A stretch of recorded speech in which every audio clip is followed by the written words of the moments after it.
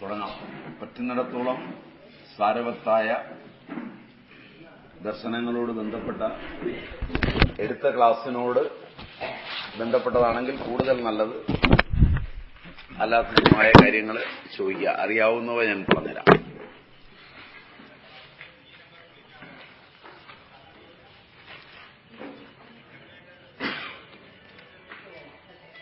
ഇന്നത്തെ വിഷയം പ്രവൃത്തിയും നിവൃത്തിയാണല്ലോ.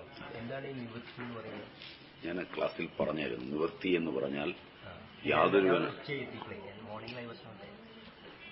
നിവൃത്തി എന്നുള്ളതും ഉച്ച കഴിഞ്ഞാണ് പറഞ്ഞത്. നിവൃത്തി എന്ന് പറഞ്ഞു കഴിഞ്ഞാൽ എല്ലാ കർമ്മങ്ങളിൽ നിന്നും നിവർത്തിക്കുന്ന സന്യാസത്തെ നിവൃത്തി എന്ന് പറയും. ബ്രഹ്മചര്യം, ഗാർഹസ്ഥ്യം, വാനപ്രസ്ഥം ഈ ഘട്ടങ്ങളിൽ ശൂദ്രൻ, വൈശ്യൻ, ക്ഷത്രിയൻ, ബ്രാഹ്മണൻ തുടങ്ങിയ വർണ്ണങ്ങൾ അവയുടെ ധർമ്മമനുസരിച്ചുള്ള കർമ്മങ്ങളെ ചെയ്യുന്നതിനെ പ്രവൃത്തി എന്ന് പറയും. ഇതാണ് അതിന്റെ കറക്റ്റ് സ്ഥാനം. അതിനെ പിന്നെ അതിന്റെ ശാസ്ത്രീയമായി എക്സ്പ്ലെയിൻ ചെയ്ത് പഠിപ്പിക്കുന്നു. ക്ലിയറായി? ഒരു വ്യക്തി ആ വ്യക്തിയുടെ സ്വധർമ്മത്തെ എങ്ങനെ തിരിച്ചറിയാം? ഗുണവും കർമ്മവും ചേർന്ന് വരുന്നതാണ് സ്വധർമ്മം. കാരണം സ്വധർമ്മം എന്നത് കണ്ടെത്തുന്നതിന് ഒരാളുടെ ഗുണവും കർമ്മവും അറിയണം. ഗുണം എന്നത് അനേക യോനികളിലൂടെയാണ് മനുഷ്യൻ ജനിച്ചു വരുന്നത്. അതിനനുസരിച്ചുള്ള വാസനകളുണ്ടാകും. ആ വാസനകൾ 3 വിധത്തിൽ പ്രവർത്തിക്കും. ഒന്ന്, ഇന്ദ്രിയജനിത അനുഭവം. അത് ജാഗ്രതാണ്. എന്റെ ഇന്ദ്രിയങ്ങളും വിഷയങ്ങളുമായുള്ള ചേർച്ചയിൽ എനിക്കുണ്ടാകുന്ന അനുഭവത്തെ ജാഗ്രത അനുഭവം എന്ന് പറയും.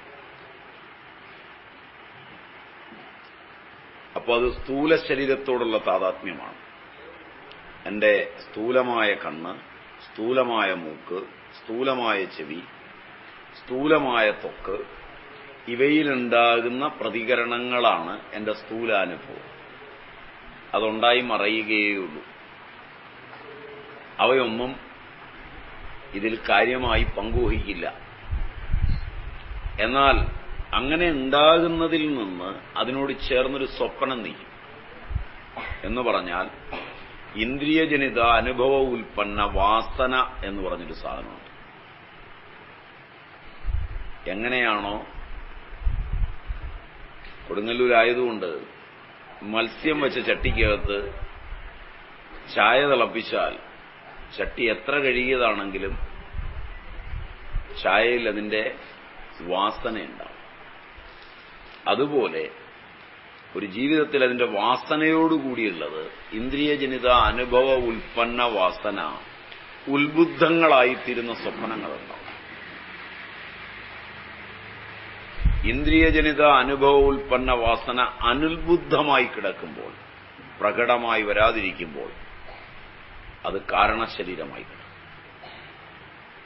അപ്പോൾ ഓരോ ജന്മമെടുക്കുന്നതും ആ കാരണശരീരം കൊണ്ടാണ്. ജാഗ്രത്തും സ്വപ്നവും അന്യഥാഗ്രഹണമെന്ന നിലയിൽ തീരുമ്പോൾ അഗ്രഹണമായി കിടക്കുന്ന കാരണശരീരം അതിലാണ്, അതായത് സുഷുപ്തി കാരണശരീരത്തിൽ നിന്നാണ് ഇത് വരുന്നത്. അങ്ങനെ വരുമ്പോഴുള്ള ഗുണവും അത് തിരിച്ചറിയാനുള്ള ഒരു വഴി പാരമ്പര്യം തന്നെയാണ്. മാതൃജം, പിതൃജം, ആത്മജം, സാത്മ്യജം, അന്നരസജം, ഇവയൊക്കെ വാസനയ്ക്ക് വേണ്ട പങ്ക് പകർന്നു കൊടുക്കും. പിതാവിൽ നിന്ന് വരുന്നത് പിതൃജം. എന്റെ അസ്ഥി, എന്റെ തലമുടി, അതുപോലെ തന്നെ എന്റെ ബീജം, ഇങ്ങനെയുള്ളതെല്ലാം പിതാവിൽ നിന്ന് വന്നതാണ്. എന്നാൽ പല്ല്, ഇതൊക്കെ പിതാവിൽ നിന്ന് വന്നതാണ്.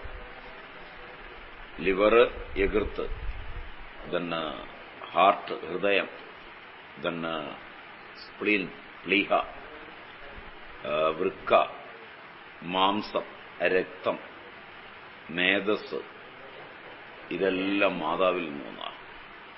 മാതാവിലാ കൂടുതൽ അംശങ്ങൾ കിടക്കുന്നു. അപ്പൊ അവിടുന്ന്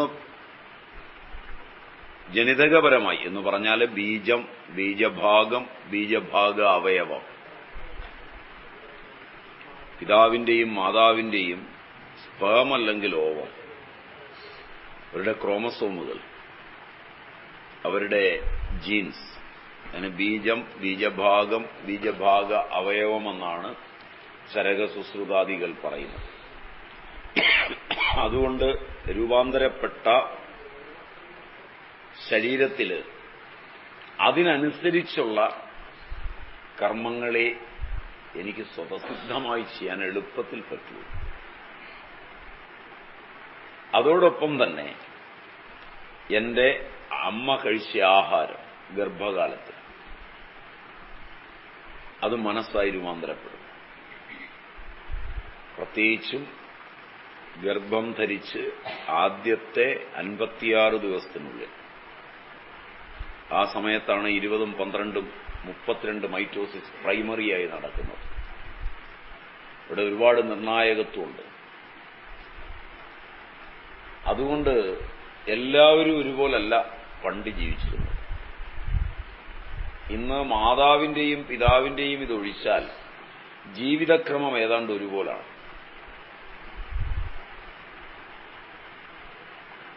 എല്ലാവരും ഹോട്ടലിൽ നിന്ന് കഴിക്കുന്നു, അല്ലെങ്കിൽ അങ്ങനെ ജീവിക്കുന്നു. അവിടെ ആഹാരം കൊണ്ട് വരാവുന്ന വ്യതിയാനങ്ങൾ പ്രായേണ സമമായിട്ട്. പഴയ കാലത്താണ് ആഹാരത്തിന്, ഓരോ ഗോത്രത്തിന്റെയും ആഹാരത്തിന് വളരെ വലിയ വ്യത്യാസങ്ങൾ. അവർ ചെയ്യുന്ന തൊഴിൽ, തെങ്ങ് കയറുന്ന ആളുകൾ കഴിച്ചിരുന്ന ആഹാരവും ഓലമടയുന്ന ആളുകൾ കഴിച്ച ആഹാരവും, മരം കടയുന്ന ആളുകൾ കഴിക്കുന്ന ആഹാരവും, അധ്യാപകൻ കഴിക്കുന്ന ആഹാരവും എല്ലാം ഇന്ന് ഏതാണ്ട് ഒന്നു തന്നെയാണ്. അതുകൊണ്ട് തൊഴിലിന്റെ രംഗത്ത് ഒരുപാട് വൈകല്യങ്ങൾ ഈ കാലത്ത് വരികയും തൊഴിൽപരങ്ങളായ ഒട്ടേറെ രോഗങ്ങൾ ആവിർഭവിക്കുകയും വളരുകയും ചെയ്തിട്ടുണ്ട്. ലാവണജന്യ രോഗങ്ങൾ ഇന്ന് വളരെ കൂടുതലാണ്. കാരണം അവിടെയൊക്കെ ലാവണം എന്ന് പറയുന്ന തൊഴിൽ, ലാവണജന്യ രോഗങ്ങൾ, തൊഴിൽപരമായ ഒക്കപ്പേഷണൽ ഡിസീസ്. ഇപ്പോ ഇരുമ്പ് കത്തിക്കുന്ന ഒരു സ്ഥലത്തിരിക്കുന്ന ഒരു കൊല്ലന് സ്വാഭാവികമായി ബ്ലഡിലെ ഇരുമ്പിന്റെ അംശം കൂടും. കാരണം ഇരുമ്പിന്റെ ധൂമമായി ഒട്ടേറെ അവൻ മൂക്കിലൂടെയും വായിലൂടെയും ഒക്കെ വലിച്ചു കയറ്റും.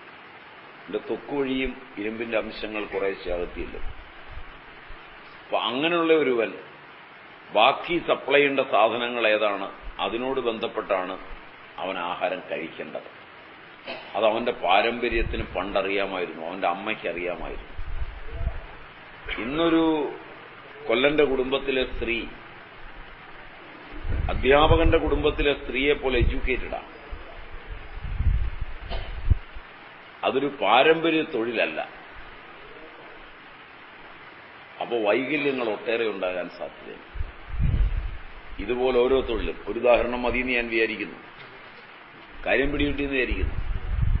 അപ്പോൾ ആ ഗർഭകാലത്ത് കഴിക്കുന്ന ആഹാരം, ജനിച്ചു കഴിഞ്ഞ് കഴിക്കുന്ന ആഹാരം, ഇതൊക്കെ ഇന്ന് സമാനമാണ്.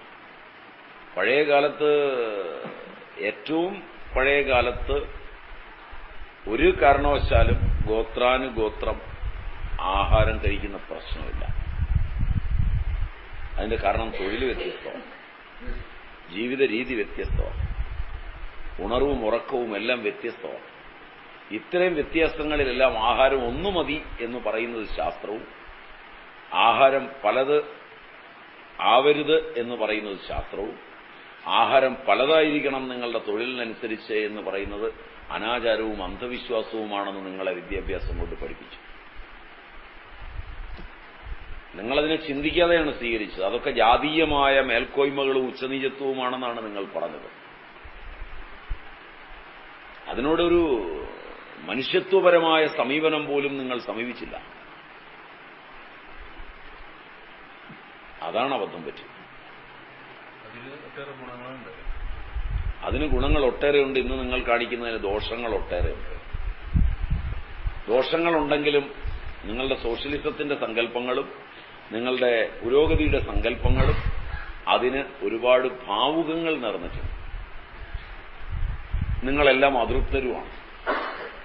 നിങ്ങളിന്ന് എല്ലാ ഗോത്രങ്ങളും ഒന്നിച്ചിരിക്കുന്നു, ഒന്നിച്ച് കിടക്കുന്നു, ഒന്നിച്ച് കഞ്ഞി കുടിക്കുന്നുവെന്ന് വന്നിട്ടും നിങ്ങൾ അസ്വസ്ഥരാണ്. അന്ന് ഇതെല്ലാം വെവ്വേറെയായിട്ടും അവർ അസ്വസ്ഥരായിരുന്നില്ല, പരസ്പരം ബഹുമാനിച്ചിരുന്നു. ഇന്നല്ലെങ്കിൽ നാളെ ഞാൻ ആ സ്റ്റേജിലേക്ക് വരുമെന്നുള്ള വിശ്വാസമുണ്ടായിരുന്നു. ഈ ജന്മത്തിലല്ലെങ്കിൽ മറ്റൊരു ജന്മത്തിൽ. അവർ സംതൃപ്തരായിരുന്നു. അസംതൃപ്തി താഴത്തെ ശ്രേണികളിലല്ല താനും, അസംതൃപ്തി ഉയർന്ന ശ്രേണികളിലാണ് താനും ഇന്ന് നിലനിൽക്കുന്നത്.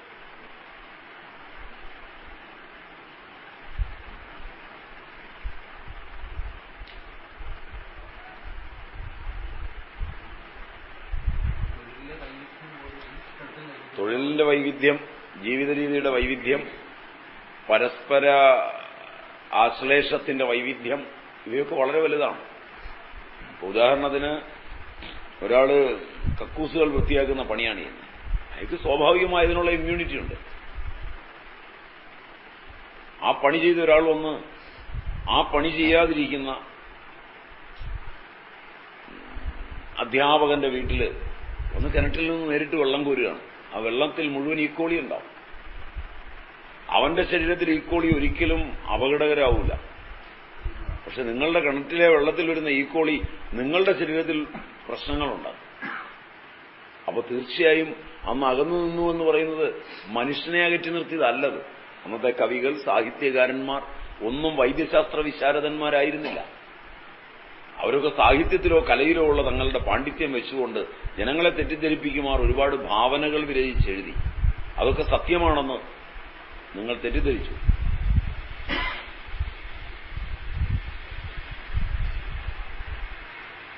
അതാണ് ഈ വൈകല്യങ്ങൾക്കൊക്കെ കാരണമായി തീർന്നത്. അതുപോലെ ദേശം, ഇപ്പോ കൊടുങ്ങല്ലൂര് ജീവിക്കുന്ന ഒരു പെൺകുട്ടിയെ അല്ലെങ്കിൽ കൊടുങ്ങല്ലൂരുള്ള ഒരു ആൺകുട്ടിയെ ഇടുക്കിയിലുള്ളൊരു ആൺകുട്ടിയോ പെൺകുട്ടിയോ വിവാഹം കഴിക്കുന്നു എന്ന് വിചാരിക്കാം. കൊടുങ്ങല്ലൂരെ വെള്ളത്തിലെ മിനറൽസ് അല്ല ഇടുക്കിയിലെ വെള്ളത്തിലെ മിനറൽ. പലപ്പോഴും കിഡ്നി തട്ടിപ്പോകും. അടുത്ത തലമുറയിലെ കുട്ടികൾക്ക് ഒരുപാട് രോഗങ്ങളുണ്ടാവും. കാരണം ഒന്ന് അനൂപദേശമാണ്, ഒന്ന് ജാങ്കലദേശമാണ്. ദേശങ്ങൾ മൂന്നാണ്: അനൂപം, ജാങ്കലം, സാധാരണം. ഇതൊക്കെ നിങ്ങൾ തട്ടിക്കളഞ്ഞു. അതായത് കുറച്ച് കുറ്റിക്കാടുകളും അതും ഇതുമൊക്കെ പിടിച്ചു കിടക്കുന്നത്, അതുപോലുള്ള സ്ഥലങ്ങൾ. സാധാരണമായ, അതായത് വാദപ്രകൃതിയോടുകൂടിയത്, പിത്തപ്രകൃതിയോടുകൂടിയത്, കഫപ്രകൃതിയോടുകൂടിയത് ദേശത്തിനുണ്ട്. അതിൽ ഉത്തമം സാധാരണ ദേശമാണ്. അവിടെ രോഗങ്ങൾ കുറയും.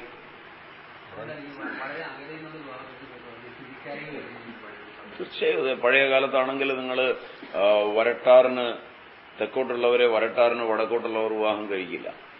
കാരണം ആ ദേശങ്ങൾ രണ്ടും രണ്ടാണ്. അവിടെയൊക്കെ ഇങ്ങനെ തന്നെ കണക്ക് വിധനൂപദേശത്തിൽപ്പെടും, മധ്യപ്രദേശങ്ങളിൽപ്പെടും. ജാങ്കലം എന്ന് പറയുന്നത് കിഴക്കൻ മേഖലകളിലുള്ളത് ജാങ്കലമാണ്. അപ്പൊ ഇതിനെ വളരെ കൃത്യമായി തിരിച്ച് ആയുർവേദ ആചാര്യന്മാര് ആ ദേശത്തിന്റെ പ്രത്യേകത, അവിടുത്തെ ഭക്ഷണത്തിന്റെ പ്രത്യേകത, അവ കഴിച്ചാൽ വരാവുന്ന രോഗങ്ങൾ, ഇതെല്ലാം വളരെ കൃത്യമായി പറഞ്ഞിട്ടുണ്ട്. ഇതൊക്കെ അന്ധവിശ്വാസമാണെന്ന് പറഞ്ഞ് നിങ്ങളെ തെറ്റിദ്ധരിപ്പിച്ചിട്ട് ഇപ്പൊ അതൊക്കെ ശരിയാണെന്ന് പറയാൻ തുടങ്ങിയിട്ടുണ്ട് ശാസ്ത്രം. കാരണം അവരിതുവരെ കണ്ടുപിടിക്കാത്ത സാധനം തെറ്റാണെന്ന് അവർ പറഞ്ഞപ്പോൾ നിങ്ങൾ വിശ്വസിച്ചു. അതാണ് ഞാൻ പറഞ്ഞ സെമറ്റിക് മതങ്ങളും നിങ്ങളുടെ സംഘടനകളും എല്ലാം ചേർന്നാണ് ഈ വിനാശം ഉണ്ടാക്കിയത്. അപ്പോ പണ്ട് ഈ അകലേക്കുന്ന വിവാഹമില്ല, പ്രാദേശിക നിങ്ങൾ ശരിക്കും നോക്കുകയാണെന്നൊരിക്കൽ കൊയിലാണ്ടിക്കാർ ആരെങ്കിലും ഇവിടെ ഉണ്ടോ? കൊയിലാണ്ടി പ്രദേശത്തുള്ളവർ, കോഴിക്കോടിന് തൊട്ടപ്പുറം കോരപ്പുഴ എന്ന് പറഞ്ഞൊരു പുഴയുണ്ട്. കേട്ടിട്ടുണ്ടോ നിങ്ങളെന്നറിയില്ല. പഴയ തറവാടുകൾ ഇന്നും ഉണ്ടെങ്കിൽ കോരപ്പുഴയ്ക്ക് തെക്കുള്ള ഒരു പെണ്ണിനെയും കോരപ്പുഴയ്ക്ക് വടക്കുള്ള ഒരു പുരുഷനും വിവാഹം കഴിക്കില്ല. ഇതാണ് കാരണം. സ്വഭാവത്തിലെല്ലാം വൈചിത്ര്യമുണ്ട്, വ്യത്യാസമുണ്ട്. കുത്ത് അങ്ങനെയായിരുന്നു. ഇപ്പൊക്കെ മാറി തുടങ്ങി. ഇവിടെയില്ല. കുറെ മാറി തുടങ്ങി. അതിന്റെ റീസൺ ഇതാണ്. അവരത് പുലർത്തുന്നതിന്റെ കാരണം വെച്ചാൽ ആ ജനിതകങ്ങൾ തമ്മിലുള്ള ചർച്ചയിൽ വൈകല്യങ്ങൾക്കുള്ള സാധ്യതകൾ വളരെ കൂടുതലാണ് ദേശപരമായി. അവർ അറിവുകളുണ്ടായിരുന്നു. അത് ദേശത്തിന്റെ ഉണ്ട്, കാലത്തിന്റെ ഉണ്ട്. അതുപോലെ വാർദ്ധക്യം വന്നയാള് കൊച്ചുകുട്ടികളോട് കളിക്കില്ല. കൊച്ചുകുട്ടിക്ക് വേഗം വാർദ്ധക്യം വരും.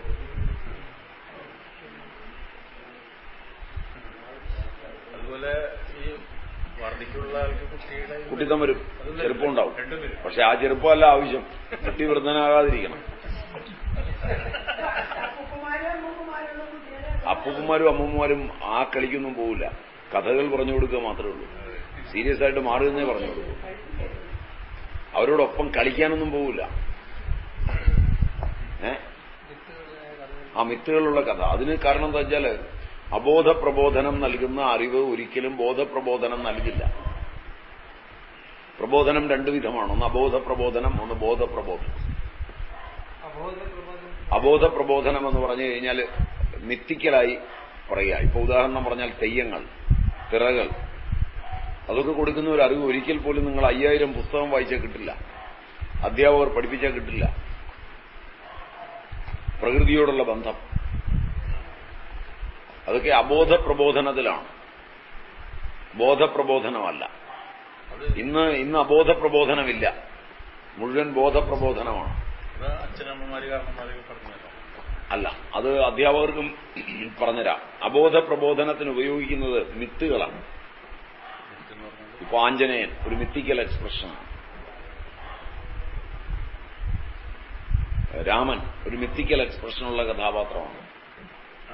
പുരാണ കഥാപാത്രങ്ങളെല്ലാം, പുരാണ പുരുഷന്മാരെല്ലാം മിത്തിക്കലാണ്. ആ മിത്തിക്കലായിട്ടുള്ള കഥാപാത്രങ്ങളോട് ബന്ധപ്പെടുന്ന കഥകൾ കേൾക്കുമ്പോൾ അവിടെ ലോജിക്കിന്റെ ആവശ്യമില്ല.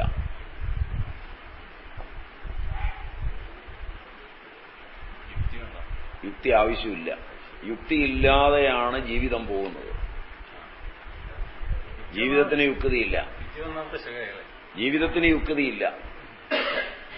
അതുകൊണ്ട് പഠിക്കുമ്പോൾ യുക്തി വേണമെന്നുള്ള നിർബന്ധം വേണ്ടവർക്ക് വേണ്ടിയാണ് അതിന് വേദാന്ത ആശയങ്ങളൊക്കെ നൽകി ആചാര്യന്മാർ പഠിപ്പിച്ചു കൊടുക്കുന്നത്.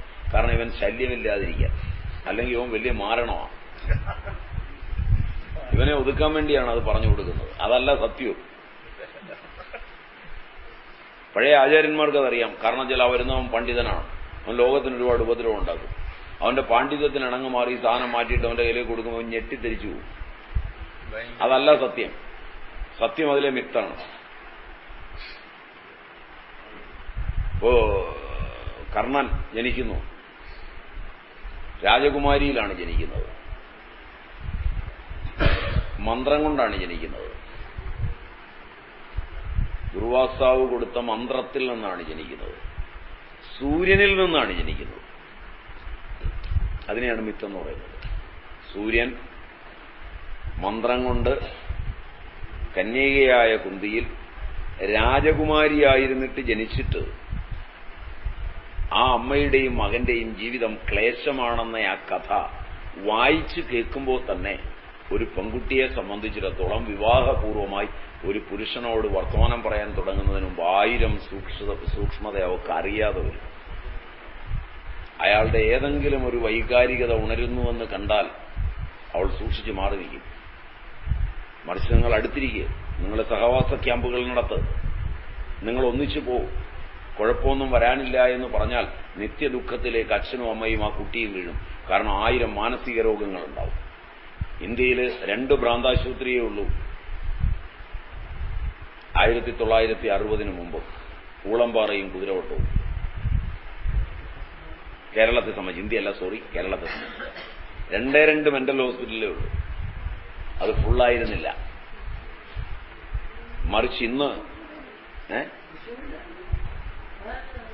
1960 മുമ്പ് അന്ന് തുടങ്ങിയതേ ഉള്ളൂ. അന്ന് ഹോസ്പിറ്റലിന്റെ പാർട്ടാണ്. ഫുൾ ഫ്ലഡ്ജിൽ മെന്റൽ ഹോസ്പിറ്റൽ 2 ഉള്ളൂ. അത് കുതിരവട്ടവും കൂളംപാറയാ, മറ്റത് ഹോസ്പിറ്റലിന്റെ പാർട്ടിനകത്താണ്. സ്വതന്ത്രമായ മെന്റൽ ഹോസ്പിറ്റലാണോ? ഉണ്ട്. അത് കാരണം വെച്ചാൽ മറ്റേ ആശുപത്രിയുടെ ഭാഗമായൊരു ഡോക്ടറുണ്ട്. അത് പാലക്കാട് ഉള്ളോ? അങ്ങനെയാണെങ്കിൽ അതുകൂടെ ഉണ്ട്. എന്നിട്ട് അതൊന്നും ഫുള്ളല്ലെന്ന്. ഇന്ന് മെന്റൽ ഹോസ്പിറ്റലിലൊക്കെ ഫുള്ളാണ്. അതിനേക്കാൾ കൂടുതലായിട്ട് എല്ലാ സൂപ്പർ സ്പെഷ്യാലിറ്റിക്കും ഒരു വാർഡുണ്ട്. അവിടെ 2 ഹോസ്പിറ്റൽ ഡോക്ടർമാരെങ്കിലും ഉണ്ട്. അതുമൊക്കെ ഫുള്ളാണ്.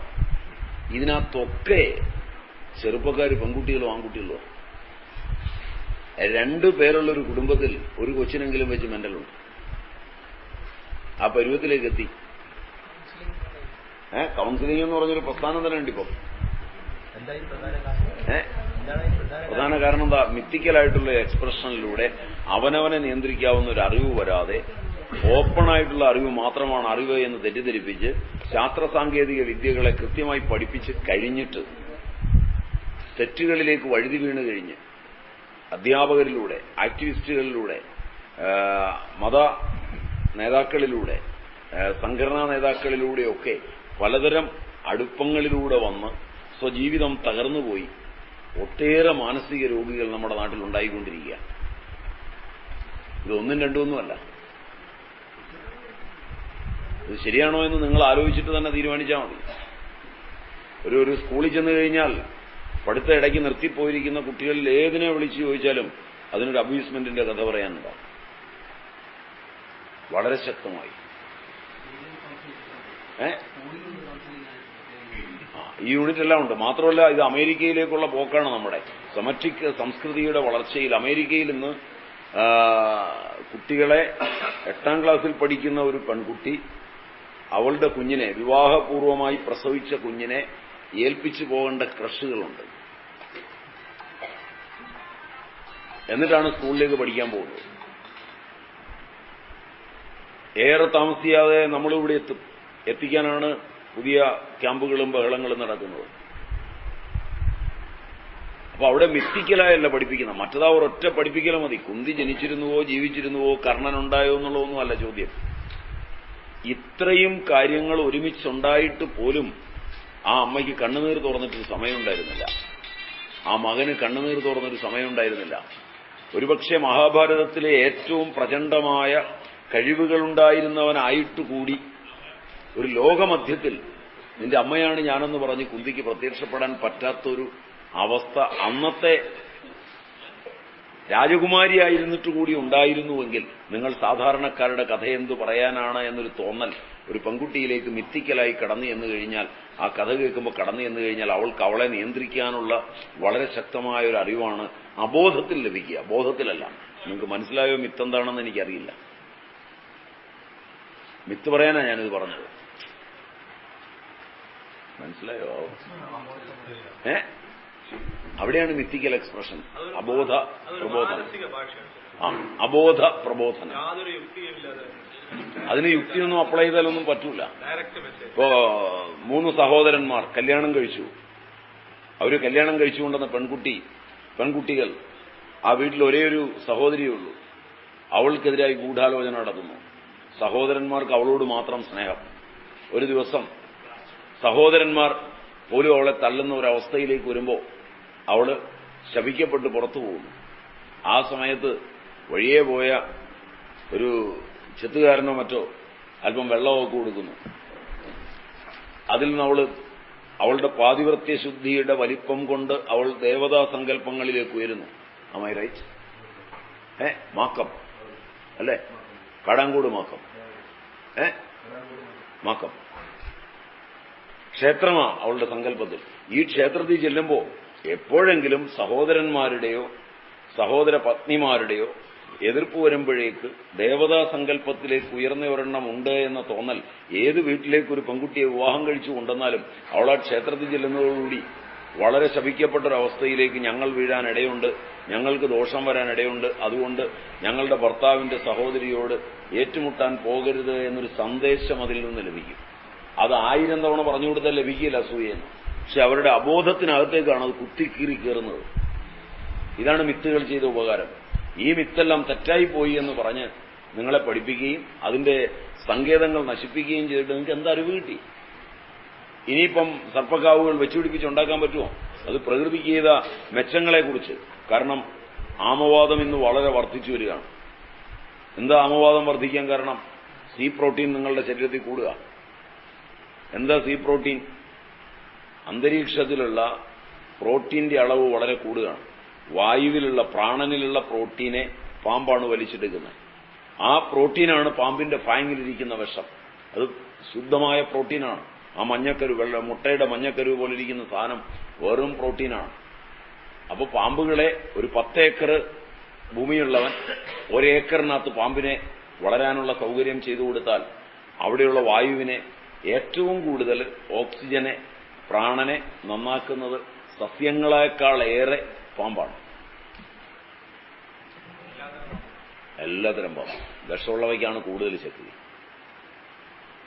അപ്പൊ അതുകൊണ്ട് അതൊരു മിത്തിക്കൽ എക്സ്പ്രഷനാണ്. അല്ലാതെ ശാസ്ത്രം എന്ന് പറയുന്നത് കുറച്ചു പേർക്കറിയാം. അവർ ശാസ്ത്രം ഒന്നും എല്ലാവരോടും പറഞ്ഞു തരില്ല. നിങ്ങൾ പഠിച്ചിട്ട് ഒരു കാര്യമില്ല. നിങ്ങൾ എന്തെല്ലാം ശാസ്ത്രം പഠിച്ചിരിക്കുന്നു, എന്തെങ്കിലും പ്രയോജനമുണ്ടോ ശാസ്ത്രം കൊണ്ട്? ശാസ്ത്രം അറിയേണ്ടവൻ പഠിച്ചാൽ മാത്രമേ പ്രയോജനം ഉണ്ടാവുള്ളൂ. അറിയണ്ടാത്തവൻ ശാസ്ത്രമായി പഠിക്കരുത്, മിത്തായി മാത്രമേ പഠിക്കാവൂ. ഇതായിരുന്നു ഭാരതീയരുടെ കാഴ്ചപ്പാട്. അവരൊരിക്കലും ശാസ്ത്രം എല്ലാവർക്കും തുറന്നു കൊടുത്തില്ല. എല്ലാവരും പഠിക്കാൻ പാടില്ല. എല്ലാവരും പഠിച്ചാൽ നേരെയാവില്ല. ഇത് തന്നെയാണ് അവരുടെ കാഴ്ചപ്പാട്. ഞാൻ ആ കാഴ്ചപ്പാടിൽ നിന്നുകൊണ്ടായി സംസാരിക്കുന്ന മുഴുവൻ. നിങ്ങൾക്ക് ഇഷ്ടപ്പെട്ടാലും ഇല്ലെങ്കിലും ശാസ്ത്രം ശാസ്ത്രജ്ഞനെ അറിയേണ്ടതുള്ളൂ. അവന്റെ മസ്തിഷ്കത്തിന്റെ സീക്രട്ടാണ്. അത് അവനല്ലാതെ വേറൊരുത്തൻ അറിഞ്ഞിട്ട് വലിയ കാര്യമൊന്നുമില്ല. കാരണം നിങ്ങൾക്ക് അതിന്റെ ഫോമുലയൊന്നും പഠിക്കാൻ പറ്റില്ല. നിങ്ങളുടെ ബ്രെയിൻ അതിന് മെനക്കെടാനുള്ള നേരമില്ല. മാത്രമല്ല, അങ്ങനെ മെനക്കെടാൻ എല്ലാവരും പഠിക്കാൻ പോയി കഴിഞ്ഞാൽ ഒരു ജീവിതകാലം മുഴുവൻ പഠിച്ചാൽ തീരില്ല ഈ സാധനം. അപ്പൊ അവരെന്ത് ചെയ്യണം? പണിയെടുക്കണം, ശാസ്ത്രകാരനെയും കൂടെ സംരക്ഷിക്കാൻ. ഇപ്പോഴും അങ്ങനെ തന്നെയല്ലേ നടക്കുന്നത്. അല്ലാതെ ശാസ്ത്രകാരന്മാർ രാജാരാമണ്ണയോ കൂടി പറമ്പ് കളച്ചിട്ട് ഇവിടെ ഉൽപാദനം ഉണ്ടാകുന്നത്. അന്ന് രാജാക്കന്മാർ ചെയ്ത് തെറ്റാണ്, പീഡനമായിരുന്നു. ഇപ്പൊ നിങ്ങളുടെ രാഷ്ട്രീയ നേതാക്കന്മാർ, അന്ന് ഒരു രാജാവ് ഒരു കുടുംബമേ ഉണ്ടാവുള്ളൂ ചിലപ്പോൾ. ഇത് നിങ്ങളുടെ രാഷ്ട്രീയ നേതാക്കന്മാർ ഒന്നും പണിയെടുക്കാതെ ജീവിക്കുകയാണ്. അപ്പൊ ഇവരൊക്കെ വന്ന് നിങ്ങളുടെ കൂടെ പണിയെടുക്കുക, ഇവരൊക്കെ കോട്ടയം വെക്കുക. നിങ്ങൾ പറയുന്നത് കേട്ടാൽ തോന്നുക നിങ്ങളുടെ രാഷ്ട്രീയ നേതാക്കന്മാരൊക്കെ രാപകൽ പണിതുകൊണ്ടിരിക്കുകയാണ്. പഴയതെന്ന് വ്യത്യസ്തം. പഴയതുപോലെ തന്നെ നടക്കുള്ളൂ. ഇവന്മാർക്കാർക്കും പണിയാൻ പറ്റില്ല. മാത്രമല്ല, ഇവന്മാരുടെ പിണിയാളന്മാർക്കും പണിയാൻ പറ്റില്ല. ഞാൻ പറയുന്നത് നിങ്ങൾക്ക് ഇഷ്ടപ്പെടുമെന്നൊന്നും അറിയില്ല.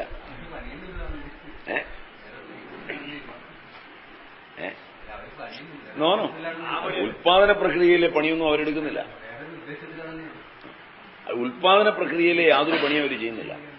ചെയ്യാൻ പറ്റില്ല. ഞാൻ നാളെ എവിടെ ആയാലും പണി പറ്റൂല.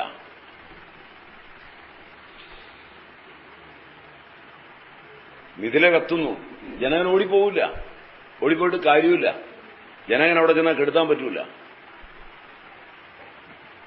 അതുതന്നെയാണ് ഒരു പറ്റം ബ്രഹ്മചാരികളും യാജ്ഞവൽക്യനും ഒക്കെ കൂടി കുളിക്കുകയാണ്. ജനകന്റെ രാജധാനിയിലാണ്. അതിഥികളായി ചെന്നതാണ്. കുളിച്ചുകൊണ്ടിരിക്കുമ്പോഴാണ് മിഥില കത്തുന്നത്. ബ്രഹ്മചാരികളൊക്കെ ഓടി. അപ്പോ ജനകനോട് സ്നേഹം കൂടുതലാണെന്ന് പറഞ്ഞ് ബ്രഹ്മചാരികൾക്കൊരു എതിർപ്പുണ്ടായിരുന്നു. ഇവരോടുമ്പോ യാജ്ഞവൽക്യൻ ചോദിച്ചു, നിങ്ങൾ എന്താ ഓടുന്നത്? അപ്പോൾ ഒരുത്തം പറഞ്ഞ് എന്റെ ഒരു കൗവീനോടെ കിടപ്പുണ്ട്, അത് പോകാതിരിക്കാണ്. വേറൊരുത്തം പറഞ്ഞു കമണ്ടലും എവിടെയായിരിക്കുന്നത്. മറ്റൊരുത്തം പറഞ്ഞു യോഗദണ്ഡം എവിടെയാണ് വെച്ചിരിക്കുന്നത്, കത്തിപ്പോവില്ലേ, അതെടുക്കാൻ ഓടുക എന്ന് പറഞ്ഞു. അപ്പൊ ചോദിച്ചു, ജനകൻ നിങ്ങളെന്താ ഓടാത്തത്? മിഥിലായാം പ്രദഗ്ധായാം നമേകിഞ്ചനതേ. ആഹാ, മിഥില കത്തുന്നുണ്ടാവും, എന്റെ ഒന്നും കത്തുന്നില്ല. അല്ല, നിങ്ങൾ ഓടിച്ചെന്നാൽ അവിടെ കെടുത്താൻ പറ്റുമോ? അവിടെ കെടുത്താനുള്ള ഉദ്യോഗസ്ഥന്മാർ എന്നാൽ കെടുത്താൻ പറ്റും. ആ ഒരു സമചിത്തതയാണ് മിത്തുകൾ തുറന്നു തരുന്നത്. മിത്തുകൾ കുട്ടികൾക്ക് കൊടുത്തിട്ടുണ്ടെങ്കിൽ കുട്ടികൾ വളരെ ശാന്തിയോടുകൂടി ജീവിക്കും. നല്ല രീതിയിൽ അവർക്ക് വിദ്യാഭ്യാസം ഉണ്ടാവും. നല്ല രീതിയിൽ അവരുടെ ബ്രെയിൻ വളരും. ആ ചോദ്യത്തിന് ഉത്തരമായി വിചാരിക്കുന്നു. അല്ല, അയാളല്ല, വേറെ ആരോ മിത്ത് അതിനെ പറ്റി ചോദിച്ചു. സ്വധർമ്മം എന്ന് പറയുന്നത് തിരിച്ചറിയുന്നത് ഞാൻ പറഞ്ഞായിരുന്നല്ലോ, വളരെ വ്യക്തതയോടെ പറഞ്ഞു. അതായത് ഗുണവും കർമ്മവും അനുസരിച്ച്. അത് മാതൃജം, പിതൃജം, ദെൻ ആത്മജം. തിരിച്ചറിയാൻ പറ്റും. ആത്മജം എന്ന് പറയുന്നത് ഞാൻ തന്നെ പൂർവ്വജന്മത്തിൽ നിന്ന് കൊണ്ടുവന്നത്. അത് ആധുനിക ശാസ്ത്രം അംഗീകരിക്കുന്നതല്ല. മാതൃജവും പിതൃജവും ആധുനിക ശാസ്ത്രം അംഗീകരിക്കും. ആത്മാവെന്നതിനെ ആധുനിക ശാസ്ത്രം അംഗീകരിക്കില്ല, ആധുനിക വൈദ്യശാസ്ത്രവും. ആയുർവേദ പ്രകാരം അനേക ജന്മത്തിലൂടെ വരുന്ന എന്റെ ഒരു ആത്മാവായി വരുന്ന അതിന് ലിംഗശരീരം എന്നാ പറയുക. അതായത് എപ്രകാരമാണോ തോട്ടപ്പുഴു ഒരു കാലുറപ്പിച്ച് അടുത്ത കാലെ പിടിക്കുന്നത്, അതുപോലെ തന്നെയാണ് ഒരു ശരീരത്തിൽ നിന്ന് മറ്റൊരു ശരീരത്തിലേക്ക് ഇത് കടന്നു പോകുന്നത്. ആത്മാവല്ല കടന്നു പോകുന്നത്, ലിംഗശരീരമാണ് കടന്നു പോകുന്നത്. എന്ന് പറഞ്ഞാൽ പ്രാണൻ, അപാനൻ, വ്യാനനുദാനൻ, സമാനൻ എന്ന 5 പ്രാണങ്ങള്, 10 ഇന്ദ്രിയ ശക്തികള്, ഇന്ദ്രിയങ്ങളല്ല സ്വപ്നം കാണുമ്പോൾ കാണുന്ന ഇന്ദ്രിയ ശക്തികള്, മനസ്സ്, ബുദ്ധി, അഹങ്കാരം, ചിത്തം ഇവ ചേർന്ന് 19 എണ്ണം ചേരുന്നതിനാണ് ലിംഗശരീരം എന്ന് പറയുന്നത്. ആ ലിംഗശരീരം വാസനകളോടുകൂടിയാണ് അടുത്തതിലേക്ക് പോകുന്നത്. അപ്പൊ ഞാൻ വാസനയായി കൊണ്ടുവന്നതനുസരിച്ചാണ് എന്റെ കണ്ണിന്റെ കാഴ്ച, എന്റെ ചെവിയുടെ കേൾവി. ഞാൻ കാണുന്ന പോലല്ല മറ്റൊരാൾ കാണുന്നത് ഒരു വസ്തുവിനെ. ഞാൻ കാണുന്ന ചുമപ്പ് നിറമല്ല മറ്റൊരാൾ കാണുന്ന ചുമപ്പ്.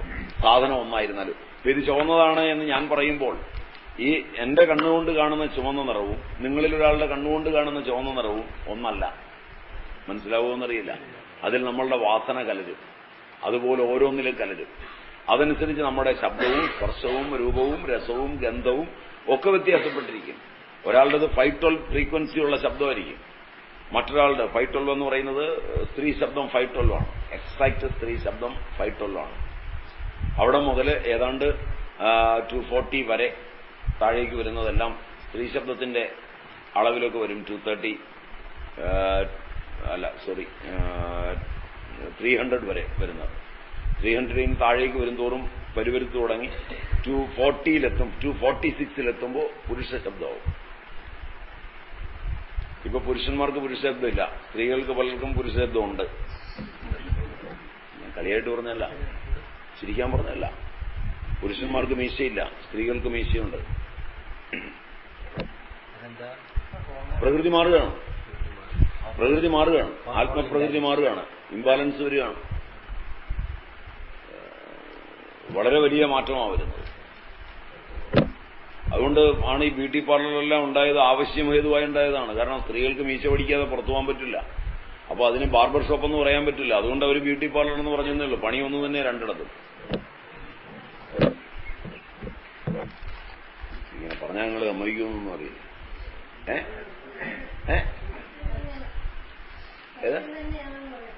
പിന്നെ സ്കൂളിലൊക്കെ വരുന്ന ടീച്ചേഴ്സൊക്കെ നല്ല ഷേവ് ചെയ്തിട്ടാണ് വരുന്നത്. ക്ലീൻ ഷേവാ. ഒരു ദിവസം ചെയ്തില്ലെങ്കിൽ സാധനം കുറ്റിയുണ്ടാവും.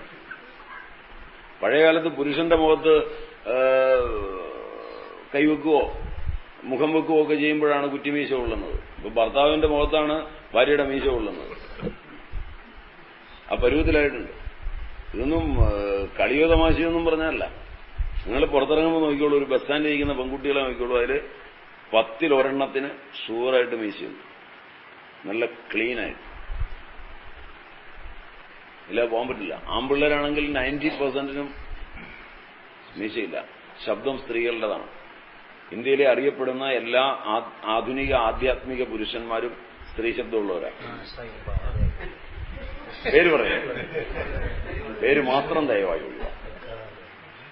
കാരണം നിങ്ങളൊക്കെ ആരുടെയെങ്കിലും ഒക്കെ ഭക്തരായിരിക്കും. ഞാൻ ആരെയും കുറ്റപ്പെടുത്താൻ പറഞ്ഞതല്ല. ഞാൻ ചില പരമാർത്ഥങ്ങൾ പറയുന്നു എന്നല്ലാതെ 1% പോലും അതിലൊന്നിനോട് പോലും എതിർപ്പുണ്ടായി പറയുന്നതല്ല. അതുകൊണ്ട് ദയവായി പേരെല്ലാം ഒഴിവാക്കിയേക്കാണ്. കാരണം പേര് പറയുമ്പോഴത്തേക്ക് സംഗതി മാറി. ജനറൽ ട്രൂത്ത് നമുക്ക് എത്ര വേണമെങ്കിൽ പറയാം. അത് നമുക്ക് ആരെയും ഭയപ്പെടേണ്ടതില്ല. കാരണം അതിലൊന്നിനോട് പോലും എനിക്ക് വിരോധമില്ല. പക്ഷെ യാഥാർത്ഥ്യം അതാണ്. ചലനം സ്ത്രീയുടെ ചലനമാണ്. മൂവ്മെന്റ്സ് ഒക്കെ സ്ത്രീകളുടെയാണ്. അങ്ങനെ ഇറങ്ങിയിട്ടുണ്ട്. അപ്പൊ ആ കാലഘട്ടത്തിലാണ് നമ്മൾ ജീവിക്കുന്നത്. ഇതെല്ലാം ആത്മജമായിരിക്കുന്ന നമ്മൾ കൊണ്ടുവന്ന സാധനങ്ങളിലെ ഗുണദോഷങ്ങളാണ്. അപ്പം പിതൃജം, മാതൃജം, ആത്മജം, സാൽമ്യജം. സാൽമ്യം വന്ന ആഹാരം, ദീർഘകാലം കഴിച്ച് ശീലം വന്ന ആഹാരം. ഉദാഹരണം പറഞ്ഞു കഴിഞ്ഞാൽ ഇപ്പോ ഒരു 70 കഴിഞ്ഞ ആളുകൾ ഇതിനകത്ത് ഇരിപ്പുണ്ടെങ്കിൽ ഉണ്ടോ? 70 വയസ്സുള്ളവരാരെങ്കിലും ഉണ്ടോ? ഒരാൾ. നിങ്ങൾ 70 കഴിഞ്ഞോടാ? 80 കഴിഞ്ഞു. എത്രയായി? 69. അപ്പൊ ഏതാണ്ട് ഒരു 65 കഴിഞ്ഞ ആളുകൾ അവരെ എടുത്തു നോക്കിയാൽ ഇവരുടെ പല രോഗങ്ങളും രാവിലെ ഒരു 4 കൊഴുക്കട്ട ഉണ്ടാക്കി കഴിക്കുക, ആ വെള്ളത്തിലിട്ട കൊഴുക്കട്ട, വെള്ളം അങ്ങ് കുടിക്കുക, ആഹാരം ഒന്ന് മാറ്റിയിട്ട്. നേരെ മറിച്ച് അതുപോലെ തന്നെ ഒരു മുളക് ഉടച്ച് കഴിക്കുക, അല്പം മുളകും പുളിയും കൂടെ ഉടച്ച് ശാലം ചോറുണ്ണുക, അതും അല്ലെങ്കിൽ ഒരു ചമ്മന്തി അരച്ചിട്ട് കഴിക്കുക, പുളിയിലയോ അല്ലെങ്കിൽ മറ്റേ എന്താ പറയുക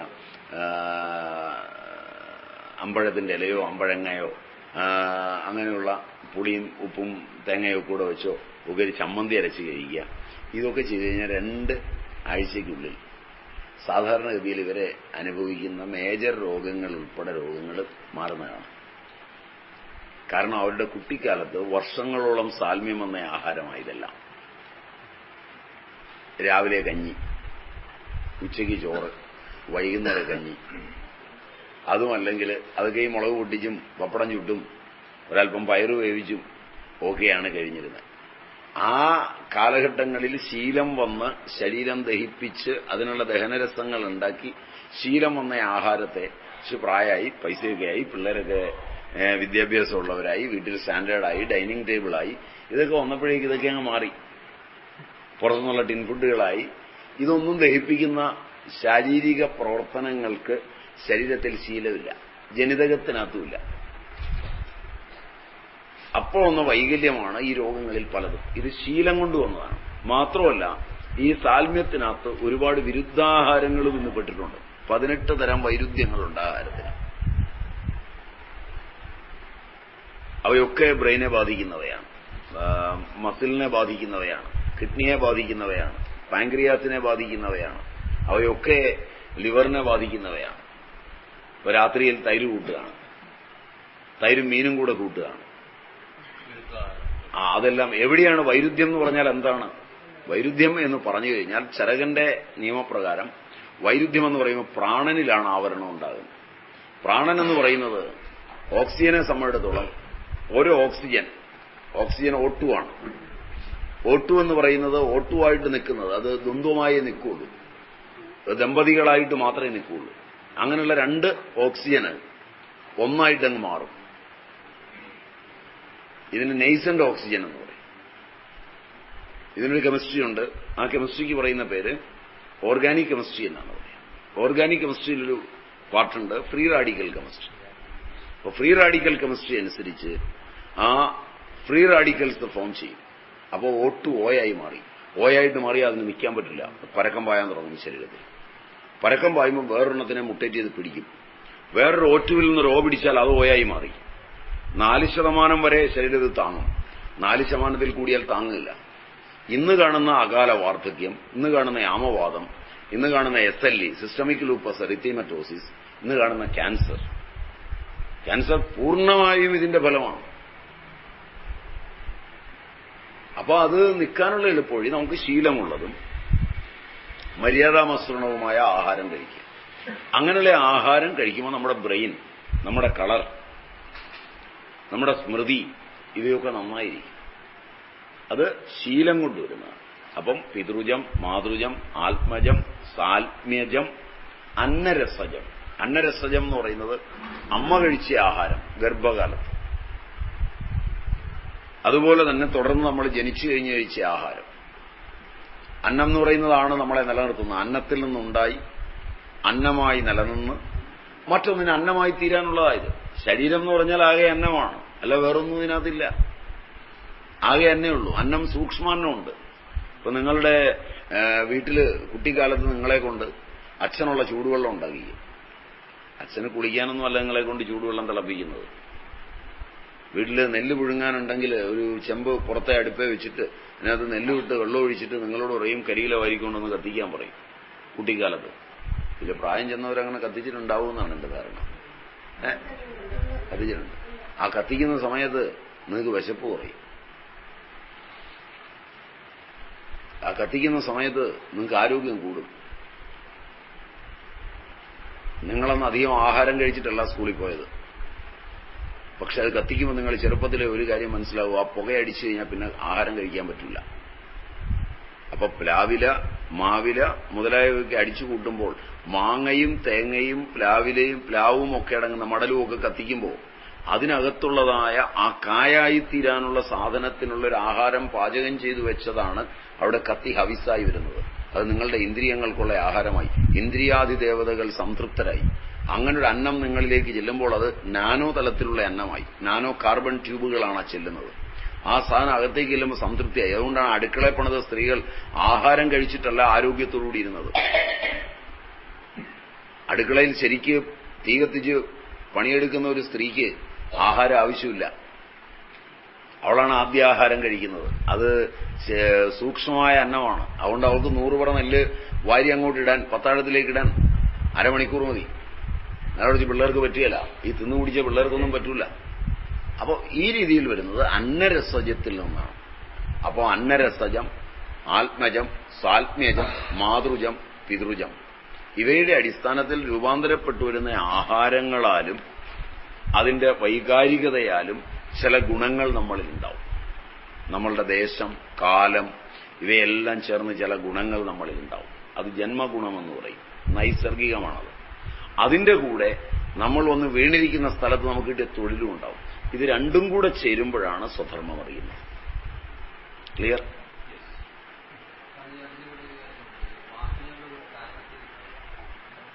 അത് കാരണശരീരമാണ് ഈ വാസനയും കൊണ്ടുവരുന്നത്. അതിനെയാണ് ആത്മജം എന്ന് പറഞ്ഞത്, ഞാനിങ്ങോട്ട് കൊണ്ടുവന്നത്. അതിനാണ് ആ കാരണശരീരം പറഞ്ഞത്. ആ പുനർജന്മം എന്നൊക്കെ പറയും.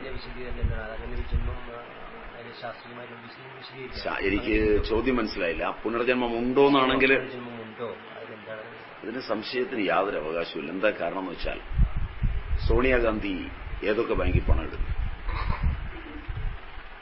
സോണിയാഗാന്ധി ഇന്ത്യയുടെ ഒരു വലിയ രാഷ്ട്രീയ പ്രസ്ഥാനത്തിന്റെ നേതാവാണ്. മൻമോഹൻ സിംഗ് എവിടെയൊക്കെ കൊണ്ട് പണം ഇടുന്നു ഈ വയസ്സുകാലത്ത്? കരുണാകരൻ വാർദ്ധക്യത്തിൽ എവിടെയൊക്കെ കൊണ്ടിട്ട് സമ്പാദിച്ചിരുന്നു? നിങ്ങൾ എന്തെല്ലാം സമ്പാദിക്കാനുള്ളൂ? ഒരു മനുഷ്യന്റെ ജീവിതകാലത്തേക്ക് ഈ കാലമേ നിങ്ങൾക്കുള്ളൂവെങ്കിൽ അതിന് ജീവിക്കാനുള്ളത് സമ്പാദിച്ചാൽ പോരെ? അപ്പോൾ ഒരു അബോധത്തിൽ നിങ്ങൾ വേറൊരു കാലത്തേക്ക് വേറൊരു ദേശത്ത് വരെ സമ്പാദിക്കുന്നില്ലേ? അടുത്ത ജന്മം എന്റേത് ഇന്ത്യയിലായിരിക്കില്ല, അത് സ്വിറ്റ്സർലൻഡിലായിരിക്കാം. അടുത്ത ജന്മം എന്റേത് അമേരിക്കയിലായിരിക്കാം എന്ന് വിചാരിച്ച് അവിടുത്തെ ബാങ്കുകളിൽ വരെ ഇന്ത്യക്കാരൻ കൊണ്ട് ഇടുന്നില്ലേ? അപ്പൊ അവന്റെ അടുത്ത ജന്മം ഷുവറല്ലേ? ബുക്ക് ചെയ്തില്ലേ? പിന്നെ ഇനി ഉണ്ടോന്ന് സംശയിക്കണോ? ചോദ്യം മനസ്സിലായില്ല. ഞാൻ ചോദിച്ച ചോദ്യം മനസ്സിലായില്ല. ഡൗട്ടായി. ഞാന് വടക്കേന്ത്യയിലെ ഒരു സ്ഥലത്ത് ഒരു ആശ്രമം പണിയാൻ സ്ഥലം വാങ്ങിക്കാൻ പൈസ ഇപ്പൊ സ്വരുക്കൂട്ടുന്നു. മനസ്സിലായി? ഇപ്പൊ ഞാൻ താമസിക്കുന്ന സ്ഥലത്തൊന്നും അല്ലാതെ ഞാൻ സ്വരുക്കൂട്ടുന്നു. എന്റെ കാലം ഇത്രയേ ഉള്ളൂ എന്നും എനിക്കറിയാം. അങ്ങനെയുള്ള ഞാൻ ഏത് കാലത്തേക്ക് വേണ്ടിയാണ് ഈ സ്വരുക്കൂട്ടുന്നത്? ചോദ്യം മനസ്സിലായില്ല. ലോകത്തുള്ള സകല മനുഷ്യനും സകല ജീവജാലങ്ങളും അവൻ ജീവിച്ചിരിക്കുന്ന കാലത്തേക്ക് വേണ്ടിയല്ല സമ്പാദിക്കുന്നത്, അടുത്ത തലമുറയ്ക്ക് വേണ്ടിയുമല്ല, മക്കൾക്ക് വേണ്ടിയൊന്നുമല്ല സമ്പാദിക്കുന്നത്. ഒരുത്തനും മക്കളിൽ നിന്ന് വരെ ഒളിച്ചു വെച്ചാ സമ്പാദിക്കുന്നത്.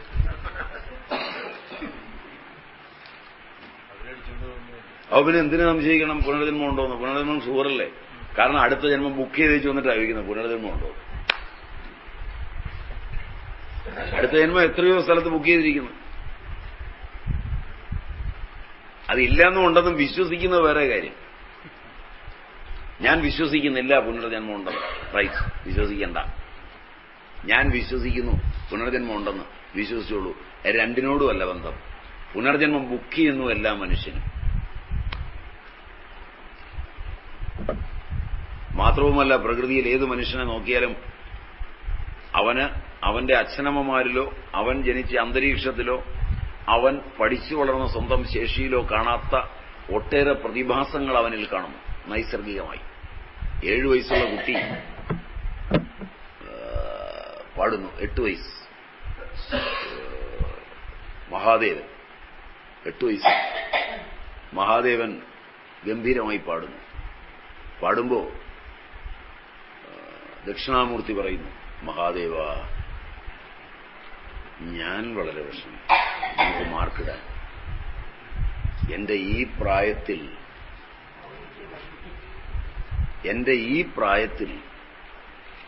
എന്റെ അറിവ് എത്തത്രത്ത് നീപ്പാണ്. മഹാദേവനോട് ദക്ഷിണാമൂർത്തി പറഞ്ഞ വാക്കുകളായി നിങ്ങൾ കേട്ടോന്ന് എനിക്കറിയില്ല.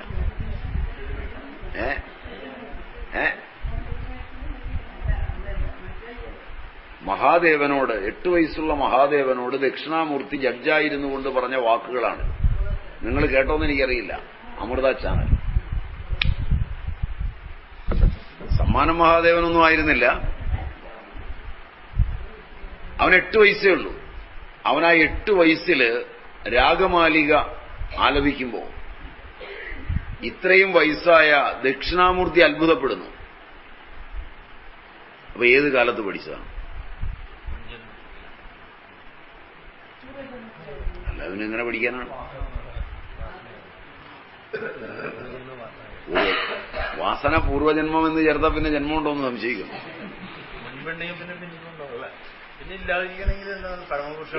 ഇല്ലാതിരിക്കണമെങ്കിൽ മോക്ഷം കിട്ടും. ഈ സ്വധർമ്മത്തിൽ എനിക്ക് പറഞ്ഞു നമ്മൾക്ക് തിരിച്ചറിയാൻ നിങ്ങൾ നിങ്ങളുടെ ആഹാരം, നിങ്ങളുടെ മാതാപിതാക്കൾ, നിങ്ങളുടെ ദേശം, നിങ്ങളുടെ കാലം, നിങ്ങളുടെ ഗോത്രാദി സംസ്കാരങ്ങൾ ഇവയെ വെച്ച് ഏകാഗ്രമായി ചിന്തിക്കുകയാണെങ്കിൽ നിങ്ങൾക്ക് നിങ്ങളുടെ സ്വധർമ്മം കണ്ടുപിടിക്കാൻ പറ്റും. പക്ഷെ അങ്ങനെ ചിന്തിക്കാനൊരു സമയം കൊടുക്കാതെ നിങ്ങളെ സംബന്ധിച്ചിടത്തോളം നെട്ടോട്ടത്തിലോടുകയും ചെറുപ്പം മുതൽ അന്യരെ അനുകരിക്കാൻ പോവുകയും ചെയ്യുമ്പോഴാണ് നിങ്ങൾക്ക് തിരിച്ചറിയാൻ വയ്യാതെ പോകുന്നത്. കുറെ നിങ്ങളുടെ ഗോത്രം, നിങ്ങളുടെ സൂത്രം, സൂത്രം അറിയാമല്ലോ.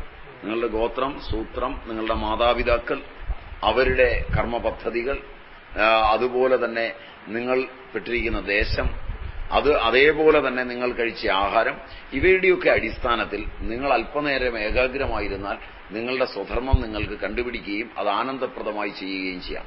പക്ഷെ പലപ്പോഴും കുട്ടികളെ സ്വന്തം ധർമ്മം കണ്ടെത്തുന്നതിന് സഹായിക്കുന്നതിന് പകരം മാതാപിതാക്കൾ ഏറ്റവും കൂടിയ വരുമാനമുള്ള പരിപാടി ഏതാണെന്ന് നോക്കി അന്യരെ അനുകരിക്കാൻ വിടുകയാണ് ചെയ്യുന്നത്. ചെറുപ്പം മുതലേ ഒരു അനുകരണത്തിനൊരാളുണ്ടാവും. ഒന്നുകിൽ പ്രധാനമന്ത്രി, അല്ലെങ്കിൽ ഒരു സയന്റിസ്റ്റ്, അതുമല്ലെങ്കിൽ ഒരു പ്രസിഡന്റ്. ഇങ്ങനെ ഏതെങ്കിലും ഒരു മോഡലിനെ വെച്ചിട്ടുണ്ട്. അയാളുടെ വാസനയല്ല എന്റെ കുഞ്ഞിന്റെ വാസന എന്ന് ഈ അച്ഛനമ്മമാർ തിരിച്ചറിയണം. തീർച്ചയായും അച്ഛനമ്മമാർക്ക് ഗൈഡ് ചെയ്തില്ലെങ്കിലും നിങ്ങൾക്ക് കണ്ടുപിടിക്കാം. നിങ്ങൾക്ക് പറയാം നിങ്ങളുടെ അച്ഛനമ്മമാരോട്, ഈ റോൾ മോഡലൊന്നും ഞാനാകാൻ ഇഷ്ടപ്പെടുന്നില്ല. അത് അവരാണ്, അവർ ജീവിച്ചു തീർന്നതാണ്. ഇനി ആ ജീവിതത്തിന് സുഖമില്ല. ഒരാൾ ജീവിച്ച് തീർന്ന സാധനം കഴിഞ്ഞുപോയതാണ്. ആ സാധനം എടുത്ത് ഞാൻ ജീവിക്കാൻ, ഞാനതല്ല. എനിക്ക് എന്റേതായ ഒരു വ്യക്തിത്വമുണ്ട്. ഞാൻ അതിലൂടെ ജീവിച്ച് എന്റെ ജീവിതം തീർക്കാൻ വന്നതാണ്. അതിന് വല്ല സഹായവും നിങ്ങൾക്ക് തരാൻ പറ്റുമോ? ഇല്ലെങ്കിൽ നിങ്ങൾ വേറെ പണി നോക്കുക, ഞാൻ എന്റെ പണി നോക്കാം. ബസ് നിങ്ങളെ ഞാൻ വന്ന് സഹായിക്കാം. തീർച്ചയായും പറയാൻ പറ്റും. കുറച്ച് മുതിർന്നിട്ട് കൊച്ചുകുട്ടിയായിരിക്കുമ്പോഴല്ല ഇത് പറയുന്നത്. കുറച്ച് മുതിർന്നു കഴിഞ്ഞാൽ, കൊച്ചുകുട്ടിയായിരിക്കുമ്പോൾ ഈ പ്രശ്നമില്ല. ഒരു 8ാം ക്ലാസ് ആകുമ്പോഴേക്കേ അച്ഛനും അമ്മയും കുട്ടിയും തമ്മിലുള്ള ഈ സംവാദം തുടങ്ങുള്ളൂ. ആ തുടങ്ങുമ്പോൾ കുട്ടിക്ക് ബുദ്ധിയൊക്കെ ഉണ്ട്.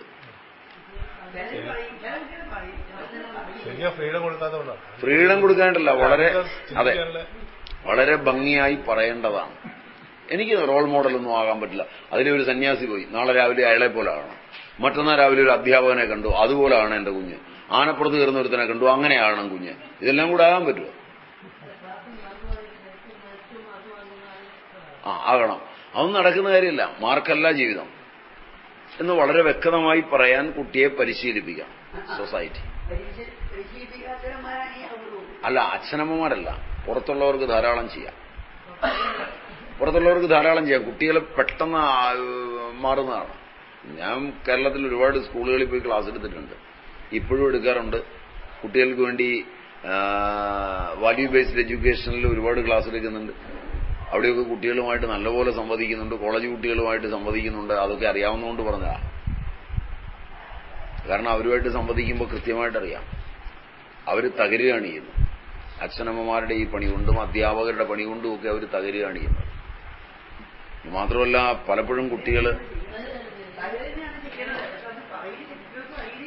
അത് ആക്ടിവിസ്റ്റുകളെല്ലാം അതിനനുകൂലമാണ്. അതെ, ഏറ്റവും വലിയ പ്രശ്നം പാരന്റ്സ്. അതെ, അത് വളരെ കാര്യവുമാണ്.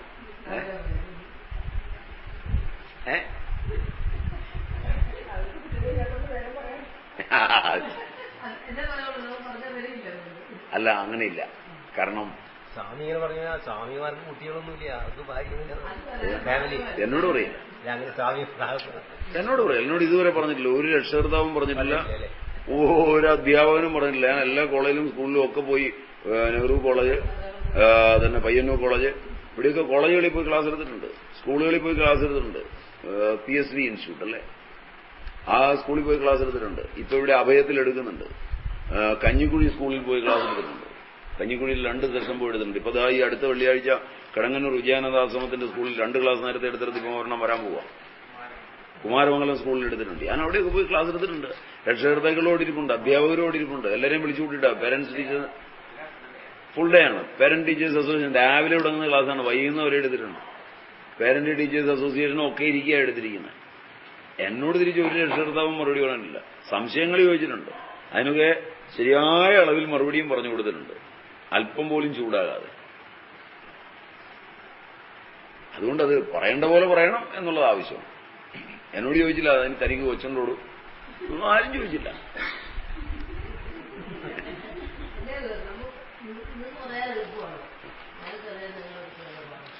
അങ്ങനെ പറയില്ല.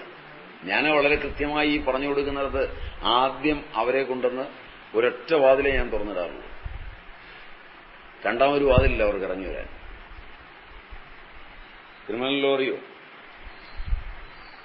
ക്രിമിനോളജിയുടെ ഫസ്റ്റ് പ്രിൻസിപ്പിൾ അതാണ്. ഒരു ക്രിമിനലിന് ഇറങ്ങി വരാൻ ഒറ്റ വാതിലേ തുറന്നിടാവും, അതിന്റെ വാതിൽക്ക് നമ്മളും ഉണ്ടായിരിക്കണം. അത് നമ്മൾ ചോദിക്കുന്നതിന്റെ ആ ചോദ്യത്തിന് നമ്മൾ വിചാരിക്കുന്ന ഉത്തരവല്ലാതെ മറ്റൊരു ഉത്തരം പറയാൻ അവന് പറ്റൂല, അറ്റ് എനി കോസ്റ്റ്. അതിന്റെ കാരണം അവന്റെ ലൈഫ് വെച്ചാണ് നമ്മൾ കളിക്കുന്നത്. നമ്മളല്ലാതെ നമുക്കെന്തെങ്കിലും ആശയം അവനോട് പറയാനില്ല, നമുക്കെന്തെങ്കിലും ഈ ലോകത്ത് സാധിക്കാനില്ല, നമുക്ക് അവന്റെ കുട്ടികളെ കൊണ്ട് എന്തെങ്കിലും നേടാനില്ല. നമ്മൾ ഏതെങ്കിലും സംഘടനയുടെ ആളല്ല, ഏതെങ്കിലും ഒന്നിന്റെ വക്താവല്ല. നമ്മൾ ആ ദർശനം എന്താണ്? ആ ദർശനം എന്ന് പറയുന്നത് ഹൈന്ദവമല്ല, ഭാരതീയമല്ല, അത് സനാതനമാണ്. ഞാൻ പഠിപ്പിക്കുന്ന ദർശനം ഒരിക്കലും ഭാരതീയമല്ല, അതിൽ അഭിമാനം കൊള്ളിക്കുക എന്റെ ജോലിയുമല്ല. അതുകൊണ്ട് അവിടെ ഒന്നും അവർക്ക് അനങ്ങാൻ പറ്റില്ല. അത് സനാതനമാണ്, കാരണം അത് മാത്രമാണ് നിലനിൽക്കുന്നത്. അതവന് ബോധ്യപ്പെട്ട് കഴിഞ്ഞാൽ അവന് ഒരു പ്രശ്നവും ഉണ്ടാക്കൂല. അതിന് യുക്തിവാദി എവിടെ ഇരിപ്പുണ്ടാവും, അന്ധവിശ്വാസി എവിടെ ഇരിപ്പുണ്ടാവും, രണ്ടുപേരും ശരിയാണെന്ന് ഒരുമിച്ച് പറയുകയല്ലാതെ നിവർത്തിയില്ല. കാരണം സ്നേഹം സനാതനമാണ്. സ്നേഹം വേണ്ടെന്ന് യുക്തിവാദി പറയില്ല, അന്ധവിശ്വാസിയും പറയില്ല. നിങ്ങൾ പറയാൻ പോകുന്നത് അതാണോ എന്നുള്ളത് മാത്രമാണ് പ്രശ്നം. അതുകൊണ്ട് അത് പേടിക്കൊന്നും വേണ്ട, കുട്ടികൾക്ക് പറഞ്ഞു കൊടുത്താലേക്കും. അപ്പൊ അവർക്ക് അവരുടെ സ്വധർമ്മം കണ്ടുപിടിക്കാനും പറ്റും വളരെ ചെറുപ്പത്തിലെ. അവരുടെ പഠിക്കാനുള്ള അഭിരുചി, ചില ആപ്റ്റിറ്റ്യൂഡുകൾ, ഇവയിൽ നിന്ന് കണ്ടുപിടിക്കാൻ പറ്റും. അവരുടെ ഓർമ്മശക്തിയുടെ പ്രത്യേകതകൾ, അവരോർക്കുന്ന കാര്യങ്ങൾ, ഇതിൽ നിന്ന് കണ്ടുപിടിക്കാൻ പറ്റും. ആ ചോദ്യം മനസ്സിലായി? സനാതനം എന്ന് പറഞ്ഞാൽ എന്തിനൊക്കെ അതീതമാണ്? കാലത്തിന് അതീതം. കാലം, ദേശം, ദ്രവ്യം, മൂന്നെണ്ണേ ഉള്ളൂ. മൂന്നിനും അതീതമാണ്. ആണ്. കാല അപരിച്ഛേദ്യമാണ്, അപരിച്ഛിന്നമാണ്. ദേശ അപരിച്ഛിന്നമാണ്. വസ്തു അപരിച്ഛിന്നമാണ്.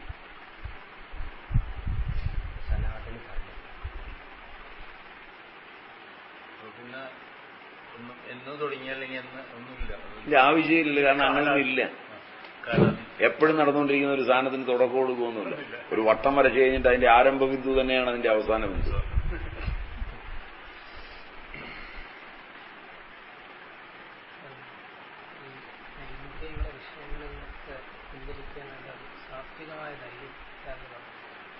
അത് കിട്ടാൻ ഇന്ദ്രിയങ്ങൾ വിഷയങ്ങളിൽ നിന്ന് പിൻവലിയുന്നതിനുള്ളത് ശീലമാണ് മാറേണ്ടത്.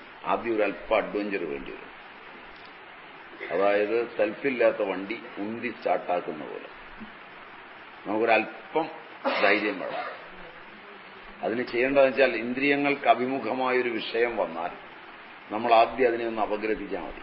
അത് പിൻവാങ്ങും. ജസ്റ്റ് അപഗ്രഥിച്ചാൽ മതി. അതിനോട് എതിർക്കാൻ പോകരുത്. എതിർത്താലേ ഇന്ദ്രിയം പ്രബലമാവും, വിഷയമില്ലാതെ ആസ്വദിക്കാൻ തുടങ്ങും. അനുകൂലിച്ചാൽ വിഷയത്തോടുകൂടി ഇന്ദ്രിയം അനുഭവിക്കാൻ തുടങ്ങും. അനുകൂലിക്കുന്നുമില്ല, പ്രതികൂലിക്കുന്നുമില്ല.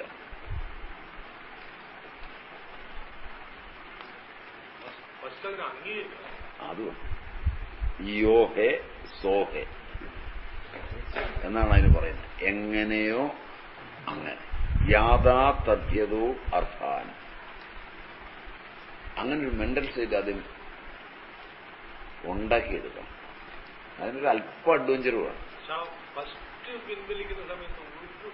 ഉണ്ടാവില്ല. കാരണം നിങ്ങൾ അറിവോടുകൂടിയാണ് ഇന്ദ്രിയത്തെ പിൻവലിക്കുന്നതെങ്കിൽ 1% പോലും നിങ്ങൾക്ക് ക്ലേശം ഉണ്ടാവില്ല. നിങ്ങൾ അറിവില്ലാതെയാണ് പിൻവലിക്കുന്നതെങ്കിൽ ക്ലേശം. മസിൽ പിടിക്കാനൊന്നും പോലും. മസിൽ പിടിച്ചാൽ ഗതികേടാണ്. കാരണം അതിന് ശക്തി കൂടും, നിങ്ങൾ അതിനകത്ത് വീണിരിക്കും. അതാണ് അതിന്റെ ഏറ്റവും എളുപ്പവഴി. ഇന്ദ്രിയങ്ങൾക്ക് അതീതമായിട്ട് ഇരിക്കണം മനസ്സ് അല്ല, മനസ്സിനെയൊക്കെ ഇന്ദ്രിയം വലിച്ചുകൊണ്ട് പിടിച്ചു. ബുദ്ധി മനസ്സിന് അടിമപ്പണിയും ചെയ്യും. അതിനുള്ള വഴി എന്ന് പറയുന്നത് മുമ്പ് പറഞ്ഞ പരംദൃഷ്ടി മാത്രമാണ്, ഈശ്വരാനുസന്ധാനം മാത്രമാണ്. അത് കുറച്ച് ഭാഗ്യമാണ്. കാരണം കുട്ടിക്കാലത്ത് ജനിക്കുമ്പോൾ അച്ഛനും അമ്മയൊക്കെ ഉദയഗിരി ചുവന്നു ഭാനുബിംബം വിളങ്ങി നളിനമുകുളജാലേ മന്ദഹാസം തുടങ്ങി പനിമതി മറവായി സംഘനാദം മുഴങ്ങി ഉണരുക കണിമാൺമാനമ്പരേ തൃച്ചമ്പരേശ കുംഭീന്ദ്രൻ പോയിതൃകൂടാചലസരസി മുതാ പണ്ടഗസ്ത്യസ്യ ശാപാൽ പിൻകാലിന്മേൽ കടിച്ചൻ മുതലകടി വിടഞ്ഞായിരത്തണ്ടുഴന്നാൻ അന്നേരം പൊന്നുവണ്ണം മുരരിപുകരുടാരൂഢനായി ധ്യാനശക്തിയ നക്രം ചക്രേണ കൊന്ന കരിവരനഥ സായുജ്യമേകീ മുകുന്ദൻ കാൽത്താരോർത്തു ഭജിപ്പവർക്കും എഴുത. ഇങ്ങനെ അങ്ങോട്ട് ചൊല്ലുന്ന അമ്മയും അച്ഛനും ഒക്കെ ഉണ്ടെങ്കിൽ അപ്പൊ അവരവിടെ ഇത് നമ്മളെ വിളിക്കാതെ, നമുക്ക് അലാറം വെക്കാതെ, എഴുന്നേറ്റ് പഠിക്കടാന്ന് പറയാതെ, നമ്മളോട് നേരത്തെ കിടക്കടാന്ന് പറഞ്ഞാൽ 8 മണിക്കേ അമ്മ വന്നിട്ട് പറയും കിടന്നുറങ്ങടാ, പഠിച്ച് പണിക്കരാകാൻ പോകുന്നു. ഇനി നീ പഠിച്ചു വരാത്തതിന്റെ കുഴപ്പമാണ്, വിളക്കണക്കിട എന്ന് പറഞ്ഞ് ചൂടാകുമ്പോ ഇല്ല കുറച്ച് ഹോംവർക്ക് ഉണ്ട്, അതൊക്കെ രാവിലെ ചെയ്യാവിടെ കിടന്നുറങ്ങും എന്ന് പറഞ്ഞ് ചൂടായി പറഞ്ഞു. അമ്മയെ വിളക്കും തല്ലിക്കെടുത്തി. അമ്മ എന്നിട്ട് കാത്തിരിക്കുകയാണ് അച്ഛനെ. അപ്പൊ നമ്മൾ കിടന്നിങ്ങനെ ഉറങ്ങുകയാണ്. അന്നേരം 8 മണി മുതൽ കിടന്നുറങ്ങിയ നമ്മൾ വെളുപ്പിനെ ഒരു വളരെ സംഗീത സാന്ദ്രമായ ഒരു അന്തരീക്ഷത്തിൽ ഉദയഗിരിച്ചു വന്നു. എന്തൊരു ഭാവനയുള്ള ശ്ലോകങ്ങളാണ്. അതുമായിട്ട് നമ്മൾ കേട്ട് ഉണരുമ്പോൾ എഴുന്നേക്കാവെന്ന് ധരിച്ചു കഴിഞ്ഞാൽ പറയും മോൻ പോയി കിടന്നോളൂ, മോനിപ്പോഴേ എഴുന്നേക്കൊന്നും വേണ്ട, അല്ലാതെ എഴുന്നേറ്റ് വാടാ, ഇവിടെ ചെയ്യടാ, വെള്ളം കോരി ഒഴിക്കുക, ഇതൊന്നുമില്ല. പക്ഷെ നമുക്ക് കേൾക്കണമെന്നൊരു വാശിയുണ്ടാവും. ഇതിന്റെ കാരണം വെച്ചാൽ ഇവരെന്തോ പണി ഇതിനകത്തുണ്ട്, അല്ലെങ്കിൽ ഇത്രയൊക്കെ ഇവർ ചെയ്യുമോ? ഈ അച്ഛനും അമ്മയൊക്കെ വെളുപ്പിനെ കേൾക്കുന്നതിനാ, അപ്പൊ നമുക്ക് കേൾക്കണം. അപ്പോഴാണ് നമ്മൾ നോക്കുമ്പം, കാരണം അച്ഛൻ കട്ടിലിൽ നമ്മളുടെ വളരെ കൊച്ചുകുട്ടിയായിരിക്കുന്ന നമ്മൾ അവിടെ കിടക്കുമ്പോഴാണ് അച്ഛൻ പതുക്കെ എഴുന്നേറ്റ് കട്ടിലെ തന്നെ കാലിന്റെ വലത്ത് കാലിന്റെ പെരുവിരലിൽ കൈകൊണ്ട് പിടിച്ച് പതുക്കെ എടുത്ത് ഭൂമിയിലേക്ക് വെക്കുന്നത്. അച്ഛനെന്തോ ചെറുതായി പറയുന്നുണ്ട്. അപ്പൊ നമ്മൾ ശ്രദ്ധിക്കും, സ്വാഭാവികമാണ്. സമുദ്രവസനേ ദേവി പർവ്വതസ്ഥന മണ്ഡലേ വിഷ്ണുപത്നി നമസ്തുഭ്യം പാദസ്പർശം ക്ഷമസ്വമേ എന്ന് നമ്മൾ അച്ഛൻ പറയുന്നത് കേൾക്കും, കേൾക്കാതിരിക്കില്ല. ഓം പ്രിയദത്തായൈ നമ എന്ന് 3 ജപിക്കുന്നത് നമ്മൾ കേൾക്കും. അപ്പൊ നമുക്ക് ജപിക്കണം തോന്നും. നമ്മൾ പതുക്കെ കേട്ട് കേട്ട് കേട്ട് കുറെ തെറ്റോടുകൂടി ആദ്യം ജപിക്കുകയും പിന്നെ തെറ്റില്ലാതെ പതുക്കെ ജപിക്കുകയും ഒക്കെ ചെയ്ത് നമുക്ക് ഈ ഒപ്പം എത്തണം എന്നുള്ളൊരു മത്സരം തോന്നും. അച്ഛൻ ജപിച്ചതിനേക്കാൾ ജപിക്കണം എന്ന് നമുക്ക് തോന്നും. അപ്പൊ അതൊക്കെ ഒരു ഭാഗ്യമാണ്. അല്ലാതെ അത് നിങ്ങൾ പഠിക്കണം എന്ന് വിചാരിച്ചാൽ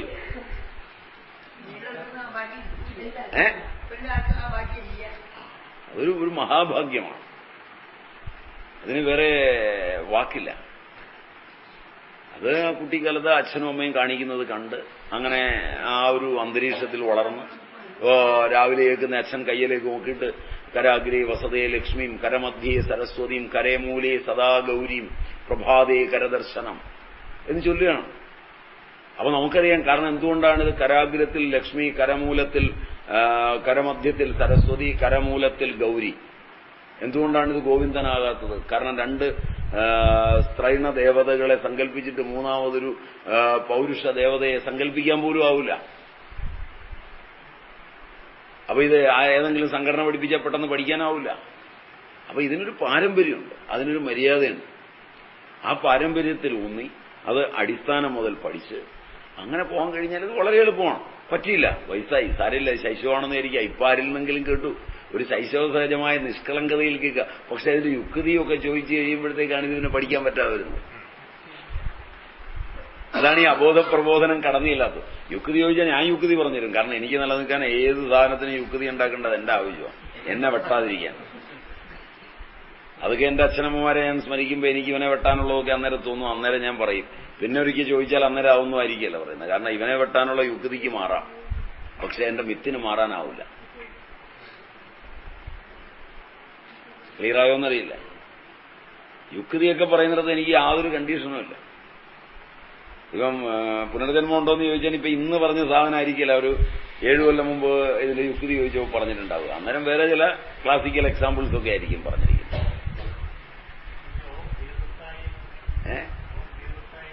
പ്രിയത്തെ മുഴുവൻ ദാനം ചെയ്യുന്നവൾ ആ ഭൂമി. അപ്പൊ ആ ഭൂമി വിൽക്കാനാവില്ല, ആ ഭൂമി പൊളിക്കാനാവില്ല, ആ ഭൂമി നശിപ്പിക്കാനാവില്ല. കാരണം എനിക്കുള്ള പ്രിയം മുഴുവൻ, ജീവനുള്ളത് ഭൂമിക്ക് മാത്രമാണ്. കാരണം ഭൂമിയിൽ ജനിക്കുന്ന ജീവജാലങ്ങൾക്കെല്ലാം ജീവനുണ്ട്. ഭൂമിയിലേക്ക് അവ ചെന്ന് ചേരുകയെന്ന്. ഭൂമിയിൽ നിന്നുണ്ടായി, ഭൂമിയിൽ നിന്ന് അന്നമായുണ്ടായി, ആ അന്നം അശിച്ചു വളർന്ന് ഭൂമിയിലേക്ക് തന്നെ ചെന്ന് ചേരുകയാണ്. അതുകൊണ്ട് ഭൂമിയാണ് ഏറ്റവും ജീവനുള്ളത്. ഭൂമിക്ക് ജീവനില്ലെങ്കിൽ ഭൂമിയിലെ ജീവജാലങ്ങൾക്ക് അവിടെ ജീവനുണ്ടാവും. ഭൂമിക്ക് ജീവനില്ലെന്നും എനിക്ക് ജീവനുണ്ടെന്നും പഠിപ്പിക്കുന്ന ശാസ്ത്രത്തെ കാഴ്ച ബംഗ്ലാവിലേക്ക് മാറ്റേണ്ട സമയമായി. മനസ്സിലായില്ല? അതുകൊണ്ട് ഈ പ്രിയം മുഴുവൻ ദാനം ചെയ്യുന്നത് ഭൂമിയാണ്, അമ്മയാണ് അവൾ.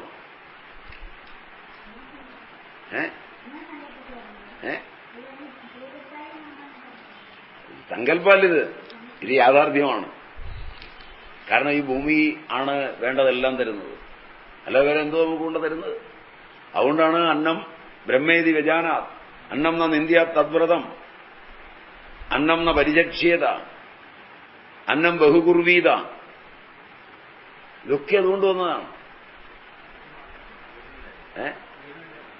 പിന്നെ സൂര്യനും പൂഷാവും, ഈ രണ്ടുപേരെയാണ് സ്മരിക്കുന്നത്. പൂഷാവിനെയും സ്മരിക്കും. അതുകൊണ്ടാണ് ആദിത്യ ഹൃദയമൊക്കെ ജപിക്കുന്നത്. അത് സമതസൂത്രം, ദൻ ഗിൽസമൻ, പരാശരൻ, ദൻ ഗൗതമൻ,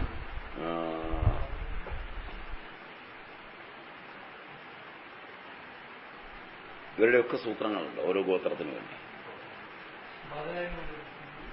ബാദരായണ സൂത്രം വരെയാണ്, അത് മറ്റേ ബ്രഹ്മസൂത്രത്തിന് പറയുന്ന ഭരദ്വാജന്റെ ഉണ്ട്. ഗൃഹ്യസൂത്രങ്ങളുണ്ട്.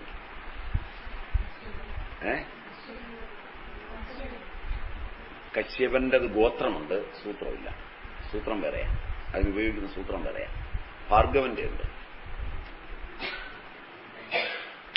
കശ്യപ ഗോത്രമുണ്ട്.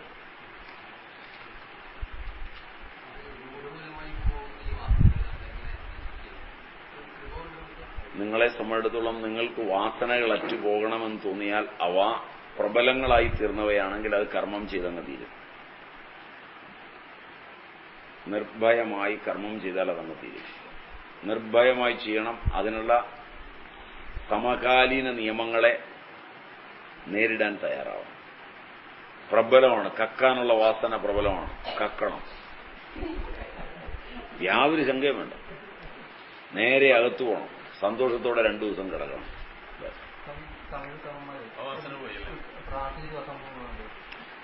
അത് പിടിക്കാതിരിക്കാനാ, ഇതൊന്നുമല്ല. ഇത് പിടിക്കണം, പിടിക്കാവുന്ന വിധത്തിൽ കക്കണം. ഒരു 2 ആഴ്ച അകത്ത് കിടക്കണം. പോലീസ് പിടിച്ച് 2 ആഴ്ച അകത്ത് കിടക്കണം. അതാ വാസന തീരാനാ. ലോകം പഠിപ്പിക്കണം. ലോകം തെരുവറയട്ടെ, കുഴപ്പമൊന്നുമില്ല.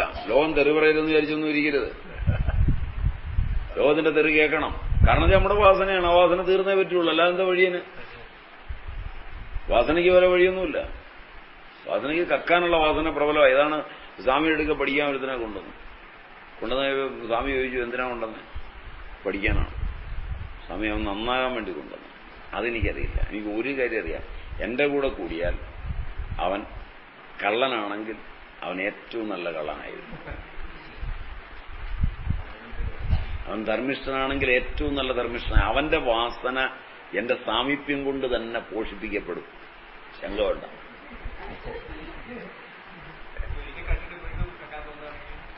കേൾക്കണം, അതിന് തീരണം. അത് ശീലമൊന്നും ആവില്ല. നിങ്ങൾ ശ്രദ്ധാപൂർവമാണ് ചെയ്യുന്നതെങ്കിൽ വാസനയൊക്കെ എരിഞ്ഞടങ്ങാൻ അല്പനേരം മതി. പിടിച്ചില്ലെങ്കിൽ അത് വാസന പോലീസിന് പിടിക്കാനുള്ള വാസന ഇല്ലെന്ന് വെച്ചോളൂ.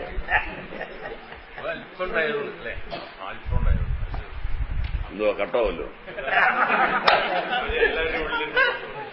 ഏതോ ഒരെണ്ണം കട്ടു. കാരണം ഭാര്യ ഉടനെ പോലീസ് പിടിച്ചില്ലെങ്കിലും ഞാൻ പിടിച്ചു എന്ന് കാണിച്ചു.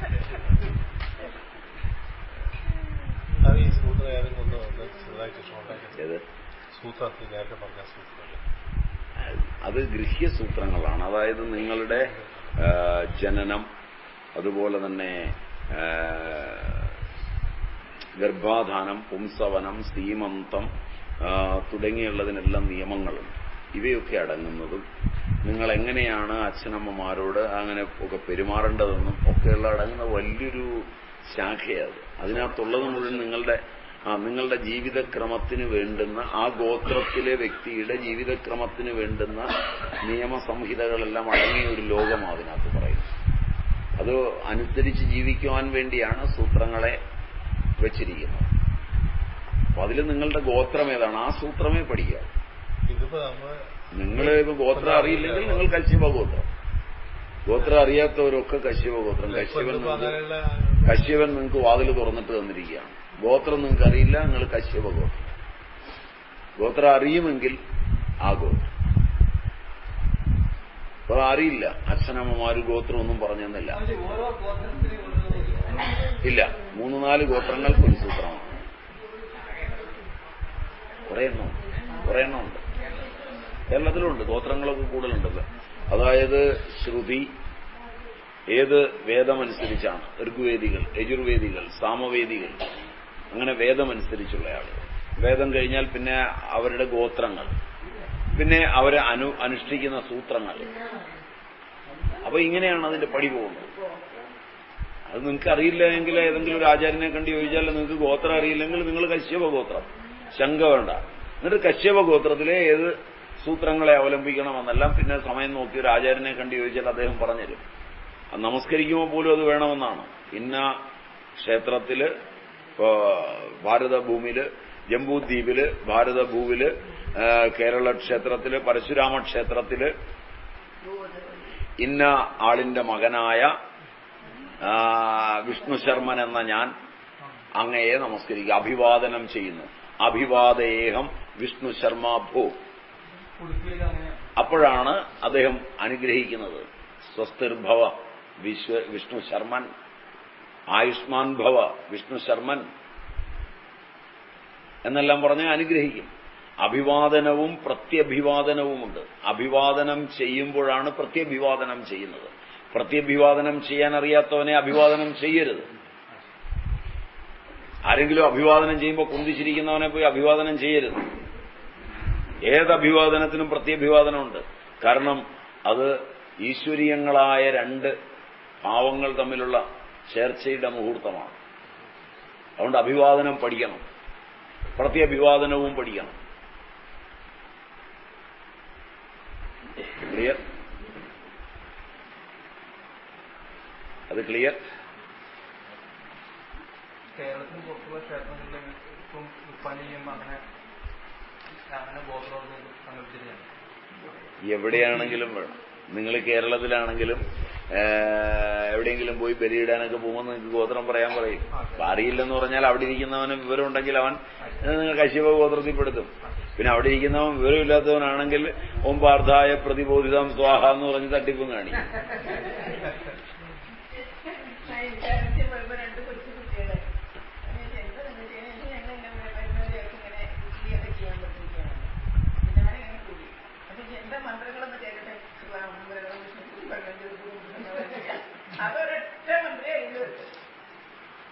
കുട്ടികളായതുകൊണ്ട് പിന്നെ അത് മതി എന്ന് വിചാരിക്കാം. കൊച്ചുകുട്ടികളാണെങ്കിൽ അവരുടെ നിഷ്കളങ്കത ജീവിക്കാൻ വേണ്ടി അതിനെ ഭഗവാൻ അനുഗ്രഹിക്കും. എനിക്കറിയാൻ മേലെന്ന് പറഞ്ഞുകൊണ്ട് പൂജിച്ചാലും മതി. കണ്ണപ്പനതായത് അവസാനം കണ്ണപ്പന്റെ നേരെ തിരിഞ്ഞു ഭഗവാൻ ഉടുപ്പിയിൽ കണ്ണപ്പൻ അവിടെ ഒന്നുകൊണ്ട് ഭരിച്ചു. മാധവന്റെ വലിയ പാരമ്പര്യങ്ങളൊക്കെ നേരെ മറിഞ്ഞുപോയി. വിഗ്രഹം നേരെ അങ്ങ് തിരിഞ്ഞ് പുറം പൊട്ടി. അവിടെ കൂടിയപ്പം നിങ്ങൾ കാണുന്നത് ഉടുപ്പി കൃഷ്ണനെ. കണ്ണപ്പനും അവിടെയുണ്ട്. കണ്ണദാസൻ. കണ്ണപ്പനല്ല കണ്ണദാസൻ. അല്ല കണ്ണദാസനല്ല കണ്ണപ്പൻ. അതുകൊണ്ട് ഭക്തിക്കത് മതി. ബലായി. അപ്പോ ബാക്കി ഇനി അടുത്ത ദിവസമാകാം.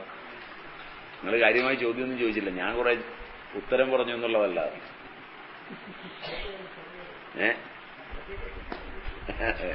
അതുകൊണ്ട് നമുക്ക് അടുത്ത ദിവസമാകാം.